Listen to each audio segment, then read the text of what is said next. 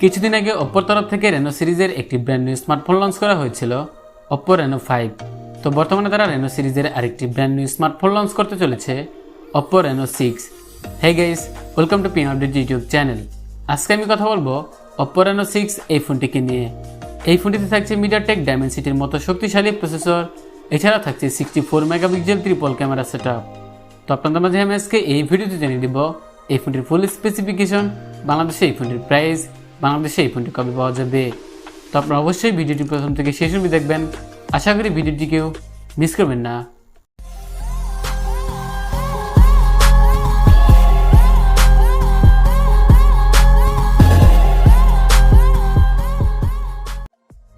প্রথমে আমি কথা বলবো এই ফোনটি বিল্ড কোয়ালিটি নিয়ে। ফোনটি প্লাস্টিক বিল্ডের তৈরি, কিন্তু প্লাস্টিক বিল্ডের হলেও অপ্পো রেনো সিরিজের ফোনগুলো দেখতে অনেক সুন্দর এবং প্রিমিয়াম হয়। এছাড়া ফোনের সামনে থাকছে পাঞ্চ হোল ডিসপ্লে। ফোনটিতে সিকিউরিটি হিসেবে থাকছে ইন ডিসপ্লে ফিঙ্গারপ্রিন্ট সেন্সর। ফোনটি দুটি কালার ভেরিয়েন্টে পাওয়া যাবে, ব্ল্যাক এবং অরোরা। আর ফোনটির ওয়েট থাকছে 182 গ্রাম। এবার কথা বলা যাক এই ফোনটির ডিসপ্লে নিয়ে। ফোনটির ডিসপ্লে হিসেবে থাকছে 6.4 ইঞ্চি অ্যামোলেড ডিসপ্লে, যার রেজুলেশন থাকছে 1080x2400 পিক্সেল। পিক্সেল ডেন্সিটি পাবেন 409 ppi, রেশিও থাকছে 20.9। এছাড়া স্ক্রিন টু বডি রেশিও থাকছে 88.3%। ফোনটির ডিসপ্লে প্রোডাকশন হিসেবে থাকছে কর্নিং গোরিলা গ্লাস 5। এছাড়া ফোনের ডিসপ্লেতে থাকছে 90 হার্জ রিফ্রেশ রেট, যার কারণে ইউজার এক্সপিরিয়েন্সটা ভালো হবে। আর পিক ব্রাইটনেস থাকছে 750 নিটস। এবার কথা বলা যাক এই ফোনটি পারফরমেন্স নিয়ে। ফোনটির চিপসেট হিসেবে থাকছে মিডিয়াটেক ডায়মেনসিটি 985G প্রসেসর, যা 6 ন্যানোমিটার দ্বারা তৈরি, যার ক্লক স্পিড থাকছে 2.4 GHz। এছাড়া ফোনটি রান করবে অ্যান্ড্রয়েড 11 কালারওয়েস 11.3 অপারেটিং সিস্টেমে। ফোনটিতে জিপি হিসেবে থাকছে মালিজি 78 MC4। এছাড়া ফোনটি দুটি র্যাম রম ভেরিয়েন্টে পাওয়া যাবে, 8GB 128GB, 12GB 256GB।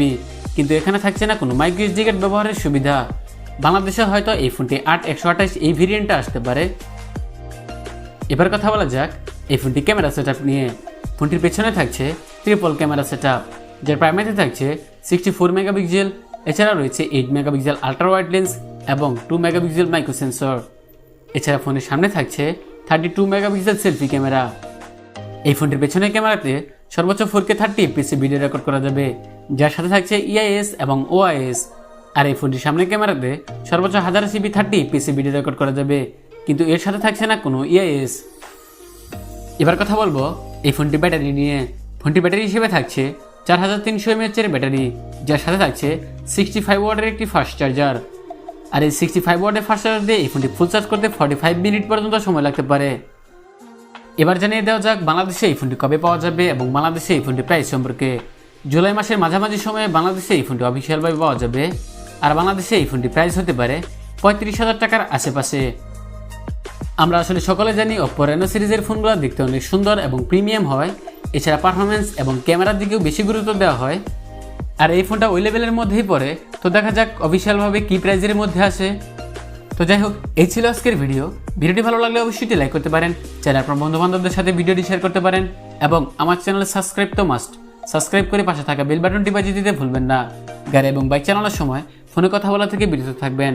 তো আবার দেখা হবে নেক্সট কোনো ভিডিওতে। সে পর্যন্ত ভালো থাকবেন, সুস্থ থাকবেন। Thanks for watching this video.